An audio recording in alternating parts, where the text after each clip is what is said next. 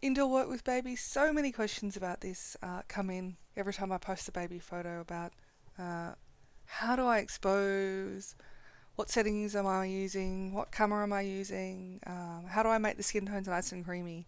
So I know that I've done one with art before, and this is my second time with baby art, but obviously I need to go over it again. So we're just going to talk about again working with babies and indoors.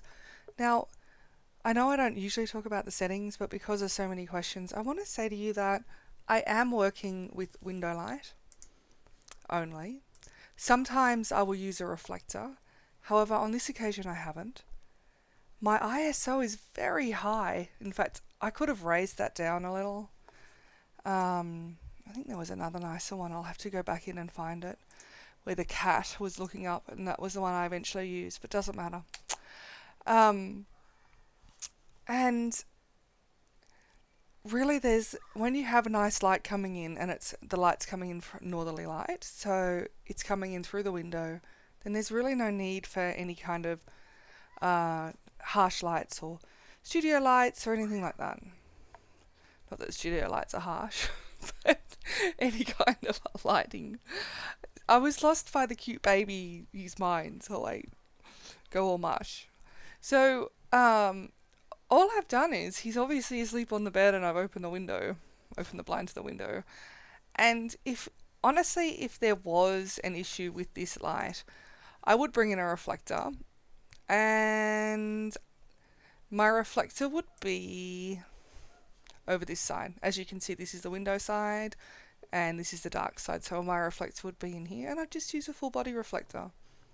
And that's honestly how I deal with photographing babies. It is all about using the right room in the house. And if you are a lifestyle photographer, I recommend bringing in reflectors. I bring in my full body reflector. Of course, I bring in lights as well, just in case. However, most of the time I don't need to use it. And you can bump that ISO right up these days. So, I hope that explains it a little better. And I hope it helps you out. Take in a reflector and bump that ISO up and use a room with nice light coloured walls. Alright, so let's grab one of these, and the cat is playing with him. It's so cute, and he's not even awake for it. Okay, I think we'll work on both of these.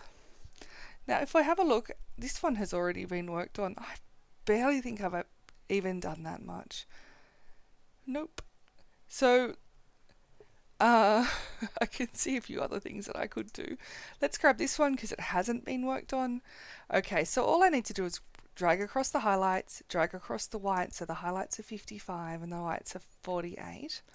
And here I can actually see some blues coming in, which is a bit odd. So I'm going to now desaturate the blues. Okay, now that happens when you do have a room with some whites in it, even though this isn't white. Okay, so I'm fairly happy with that. Sometimes in this situation I might do a reverse vignette. So I'm going down to post-cropping vignette, and I'll just bring it the opposite of. And as you can see, that's hazed him out a little. Bring the midpoint down. It's taking the top of his head too, so I've got to be careful. There's the feather. Okay. And that has added into the haze of it. Now, I'm going to do as much as I can in Photoshop, in Lightroom, sorry. Which means that I'm going to click the adjustment brush, and I actually really want to bring out Marley, the cat, the beautiful ginger of Marley. So I'm just going to saturate him up there. Now I would do an overall orange saturation, however I don't particularly want to saturate art, so that would also take his skin tones.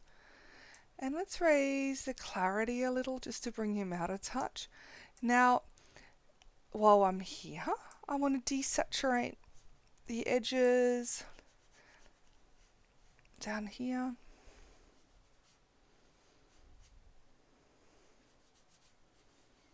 Okay. And lighten him up just a touch on the bed there. So I'm making the attention more about Art and Marley. Okay. Let's have a look again.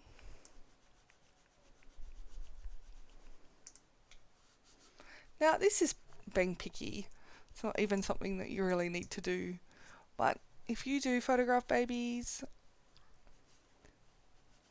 you might find it helpful. Now, I get a lot of questions about what I would do with babies with freckles. I'd leave freckles, of course. What would I do if they have a birthmark? I'd leave those. However, with patchy skin where they've got the baby bumps when they're newborns, I would simply just grab the spot removal tool and use that to remove it. Not that he's got any, but that will show you what I'd do anyway. So, I'm about to spot remove the cat. Okay, Control Z. Oh, it's taken it all the way back. Okay, when you do that, all you need to do is go back into your history and you put down, you select the area that you're at. Thank goodness for history. Okay. Now, I'm going to go in and do an overall saturation. Just saturate them both up a little. Okay. So now I'm going to take them into Photoshop. Oh, before I do, I could sync that. However, most of the work that I have done is honestly it's honestly brushwork, but let's sync it anyway. And we don't want brushwork, so we'll take that off and press, wait, yes, my post crop vignetting is there, so I'll press sync on that. And now this one is done too. So I can select either out really now. Alright, so see you in Photoshop. Okay, welcome to Photoshop. First things first, I can see some skin tones that need some fixing. Even though I didn't actually adjust the skin tones in Lightroom, this can often happen where skin doesn't really match. So I'm just going to lasso that area with a big feather, 110 pixels, and simply do a color balance. So if there's too much yellow, then I go the opposite of and add blue. Okay. So I'm happier with that. Now on his fingers here, all I'm going to do is go back to the background layer, press J, and desaturate on his fingers here. Okay, and his arms, and I've got a 31 flow. So I'm doing his ear as well. Okay. While I'm here, I am actually going to make sure that that background is nicely desaturated. I don't particularly want detail on there. Okay.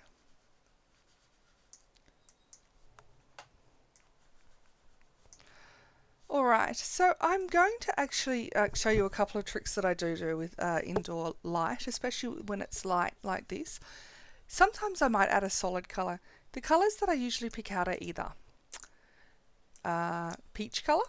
Now I use a peach if I want it just to be a little bit warmer. I'll do a couple of them and then we can pick it out together which one I end up using. Or I'll use a blue, and I use blue to make things more white. Or if I want things to be a mix of both, then of course I'll go with turquoise. And turquoise adds in the blues, and it also adds in a little bit of warmth as well. Okay.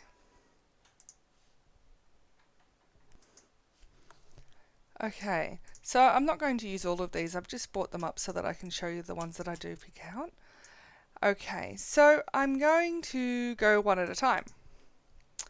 Normally I reduce the opacity of them down. So if I want things to be more hazy then and warm, or I might pick out soft light, which would probably work with this nicely actually.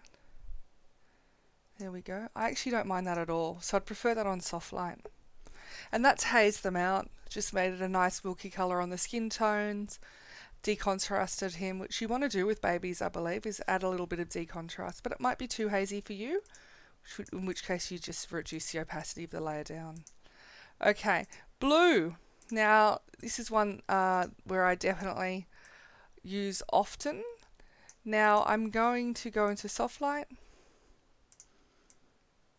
Okay. But on this occasion, it hasn't grabbed it enough. Just bear with me. There. So I needed lighter blue.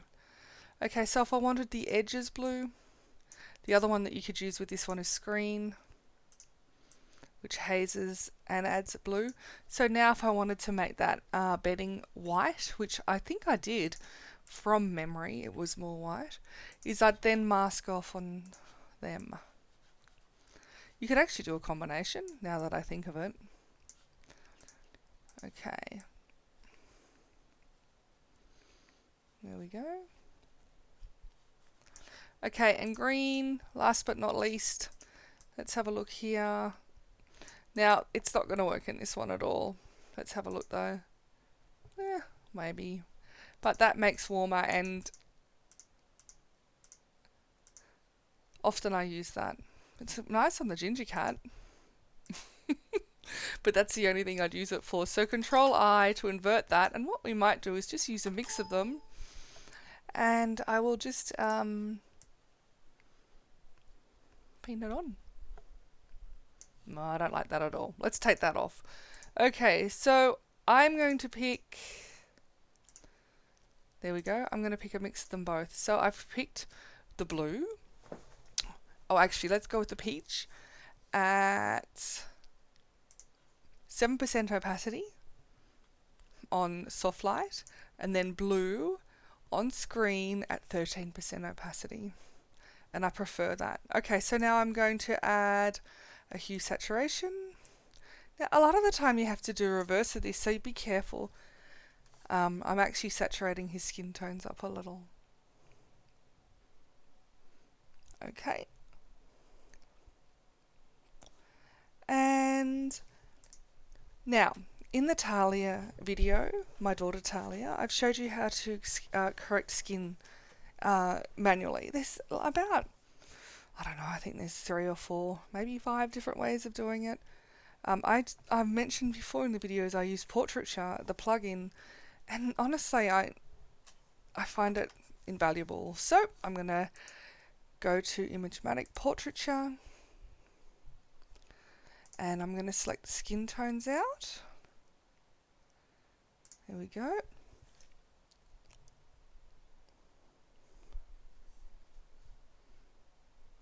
And sharpness is all the way up, brightness is up, but I'll just keep the sharpness on 11.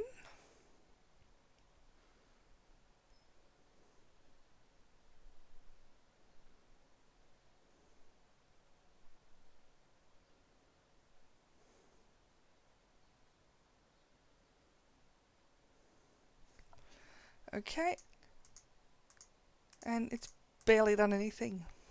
And there you go, I'm finished. So let's have a look at before. So this is before and after. Now I hope that that conversation was helpful anyway, and I hope it explains how I photograph indoors and have the light in the area look. Really, it's to do with the out of camera file, I really believe. Okay, see you in the next video.